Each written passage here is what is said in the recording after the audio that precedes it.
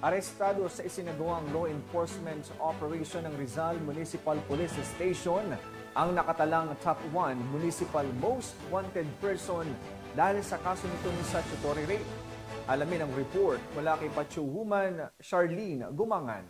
Ito ang sangkakwan most wanted person municipal level sa kasong statutory rape sa isinagawang law enforcement operation ng Rizal Municipal Police Station. Katuwang ang Zamboanga Provincial Intelligence Unit, 5th Special Operation Unit, Maritime Group at 1st CNPMFC sa Zamboanga del Norte nito lamang Agosto taong kasalukuyan. Kinilala ang naarestong suspect na si alias Eber, 58 anyos, lalaki, residente ng Purok 4 Rizalina, Rizal, Zamboanga del Norte. Ang suspect ay mahaharap sa kasong statutory rape na walang inirekomendang piyansa. Patunay lamang na ang pambansang pulisya, katuwang ang iba't ibang ahensya sa gobyerno ay patuloy sa pagpapatupad ng kanilang sinumpaang tungkulin kontra kriminalidad na naayon sa agenda ng gobyerno na itaguyod ang kaayusan at kaligtasan ng publiko, kapayapaan at seguridad na magkaroon ng maunlad na isang bagong Pilipinas.